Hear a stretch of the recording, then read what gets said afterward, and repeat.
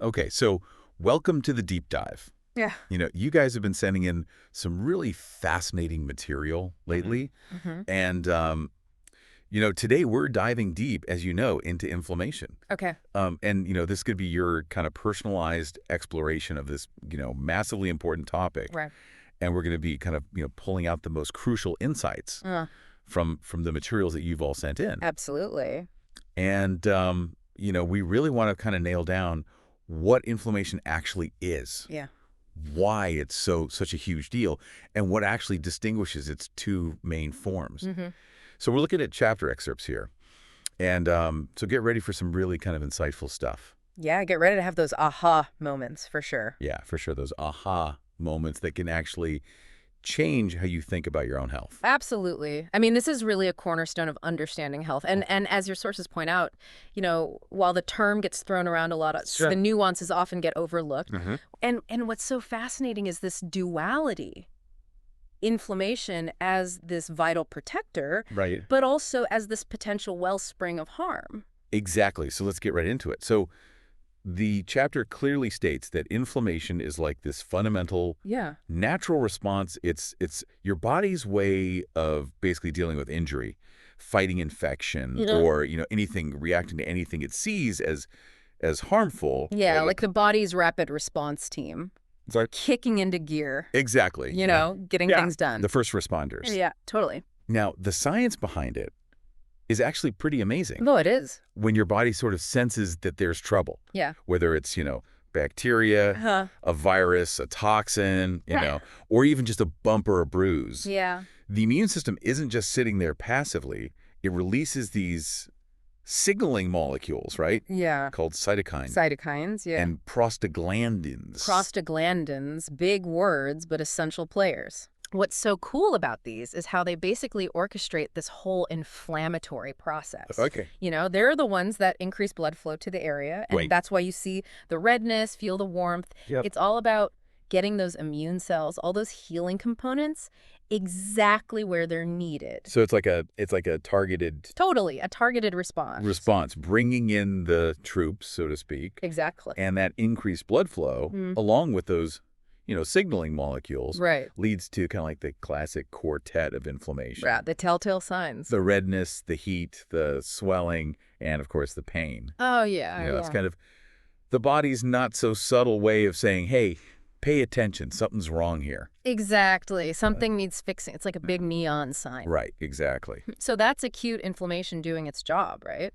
Right. Like, your source uses this great analogy.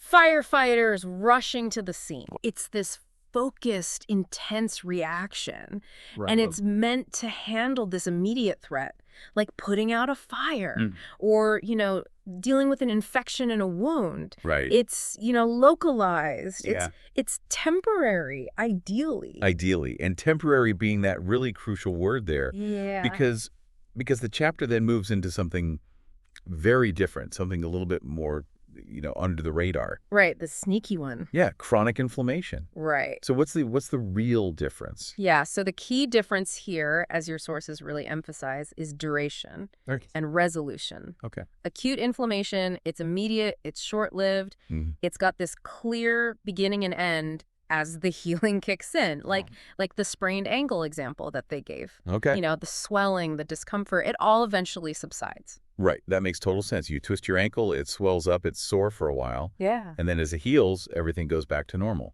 So problem solved. Right, but chronic inflammation, now that's a different beast. Okay. It's characterized by its persistence. We're talking months, even years. Wow. And what makes it really insidious is that it often flies under the radar without those obvious in-your-face signals. So it's still producing those inflammatory molecules. Exactly. Those cytokines and prostaglandins. Yep, those guys. Even when there isn't like an acute injury or an infection. Yeah, it's like this low-grade, persistent hum in the background. So more like a smoldering ember Totally, yeah. More of a smolder than a raging fire. than like a raging fire. But even though it's subtle, Yeah. this continuous production of inflammatory molecules, it can cause some serious damage over time. Like, Yeah.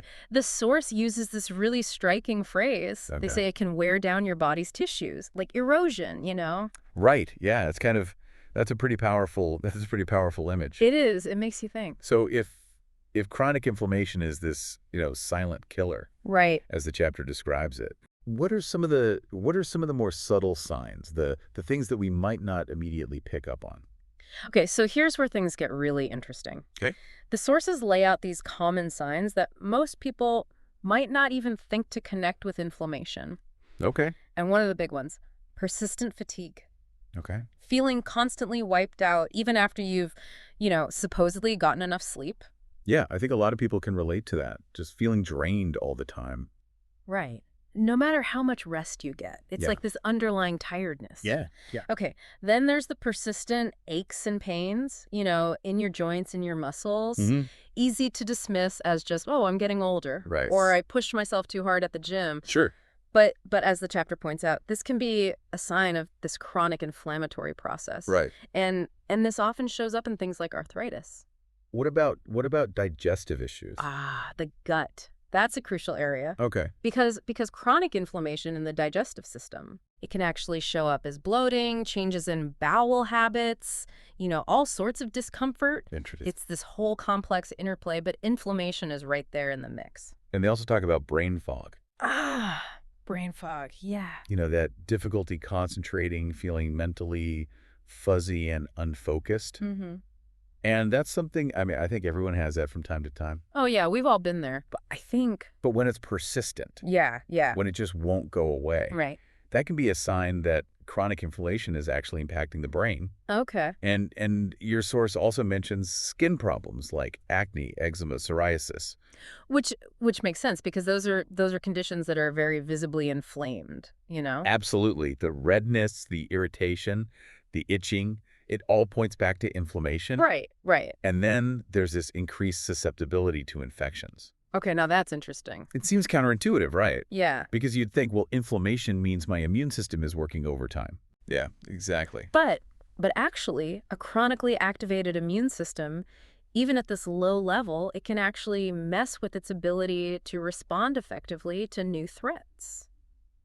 So it's almost like the immune system is so busy dealing with this background noise of inflammation Exactly. that it can't deal with, new things coming in. Exactly. Like it's constantly on high alert, so when a real threat comes along, It's exhausted. it's worn out. It can't mount a proper defense. So it's almost like if someone's experiencing several of these seemingly unrelated things, Right. it might be a sign that, That chronic inflammation is the common thread. yeah. Yeah. So that's a really crucial takeaway. It is. It's about recognizing those patterns. Right. And considering, hey, maybe chronic inflammation is at play here. And then the chapter goes on to talk about the potential consequences. Yeah, and this is where things get a little serious. Yeah. Because the link to arthritis is pretty well known. Yeah. The chapter specifically points out that inflammation is a core component of so many types, including rheumatoid arthritis and osteoarthritis. And in those cases, the body is literally attacking itself, right? Exactly. In autoimmune conditions, it's like this friendly fire situation Right. where the immune system mistakenly targets its own tissues. Right. And what's really key here is this vicious cycle. Okay. The initial trigger might be a mystery. Yeah. But then the chronic inflammation, it just keeps fueling the fire. Right. It causes more tissue damage. Right. And the immune system just keeps getting more dysregulated. And then there's the link to heart disease, Yes, heart disease. specifically atherosclerosis, Mm-hmm. which is the hardening and narrowing of the arteries. Right. And this is where chronic inflammation plays a starring role. Okay. How so? Well, it directly contributes to the buildup of plaque in those arteries. It damages the inner lining, making them more vulnerable to cholesterol and all that other gunk that can stick to the walls. And what's even scarier is that inflammation within those plaques can make them unstable. Unstable, meaning They can rupture, Right. leading to blood clots. yeah. And that's how you get heart attacks and strokes. Wow. So inflammation isn't just this kind of background thing. No. It can have these very real and very serious consequences. It's a driving force behind some of the biggest health challenges we face. Yeah, and the chapter goes on to discuss the link to cancer. Oh, cancer, yes. A complex topic. And the role of inflammation in cancer development is a hot area of research. Okay. What scientists are finding is that chronic inflammation can create this environment in the body that's actually conducive to cancer cell growth. Okay. It can actually help those cells survive and spread. So it's almost like, It's like creating fertile ground for cancer to take root. yeah, wow. It's not the sole cause by any means, but it's a significant contributing factor. And there's also a connection to type 2 diabetes. Right. And this is really important because inflammation isn't just a consequence of diabetes. It can actually contribute to its development. Okay. No.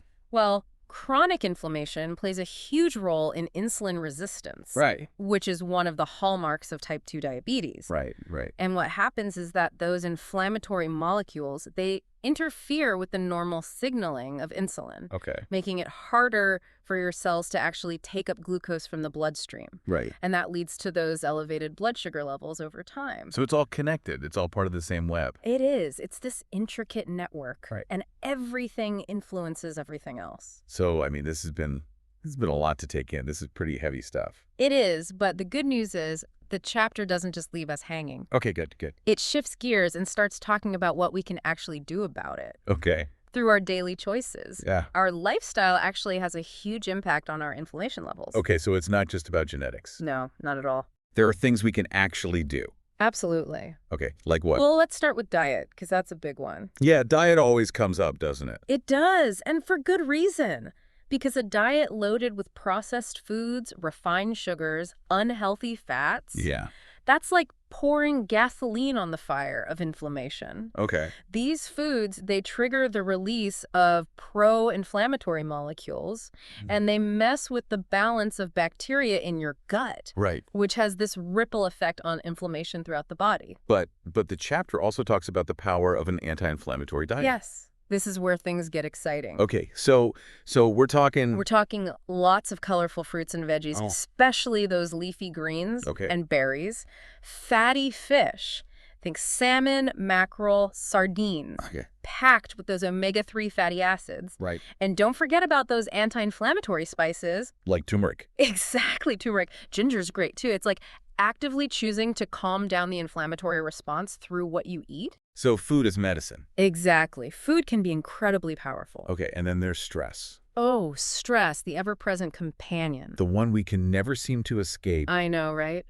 But understanding its impact on inflammation is crucial. Okay, so how does chronic stress actually lead to more inflammation?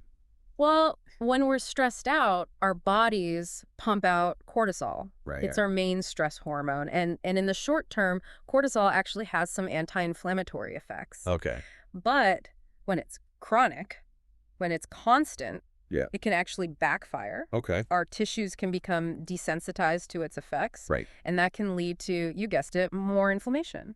So managing our stress is not just about feeling better mentally. No, not at all. It's actually protecting our physical health. Exactly. Mindfulness practices, deep breathing exercises, spending time in nature, hobbies you love. Yeah. All of these things can help regulate cortisol and by extension, inflammation. Okay, and then there's sleep.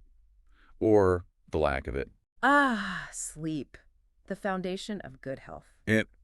And so often neglected. I know, right?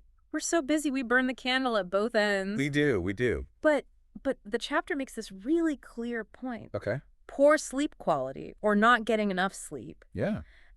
that can actually increase those inflammatory markers in your body. So it's all connected. You're not sleeping, so you're stressed. Exactly. And that stress is causing inflammation. It's this domino effect. Sleep deprivation throws everything off. And how much sleep are we talking about here? Generally, for most adults, aim for that sweet spot of 7 to 9 hours. 7 to 9 hours. Yeah, it seems to be the magic number for most people. Okay. And finally, the chapter talks about environmental toxins. Oh, yes, the things we're exposed to every day. The air pollution, pesticides in our food, chemicals in those household products. It can feel overwhelming, right? Like, where do you even begin? Yeah, it does feel like a lot. But the chapter gives some good advice. Choosing organic produce whenever possible. That's a big one. Opting for natural cleaning products and personal care products. Yeah. And even considering things like air and water filtration. Right, to reduce exposure. Exactly, to minimize the burden on your body. So it's all about reducing our overall toxic load. Totally. Yeah. Every little bit helps. So, I mean, the big takeaway here seems to be that while inflammation is natural and it has its place, chronic inflammation That's the real troublemaker. is a major health concern Absolutely. with some really serious implications. And what's so empowering is that while our genes play a role, Wow. a lot of it comes down to the choices we make every single day. Okay. Our lifestyle is a major player in this whole inflammation game. So if we can learn to recognize those subtle signs of chronic inflammation, Yeah.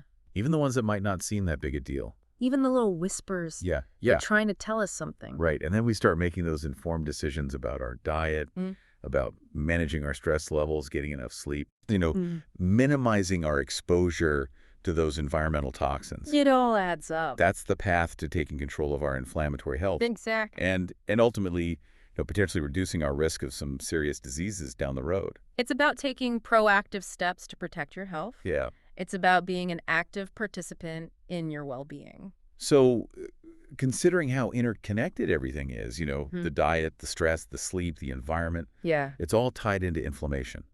What's one small manageable change? Yeah, one small thing that you feel kind of inspired to explore in your own life?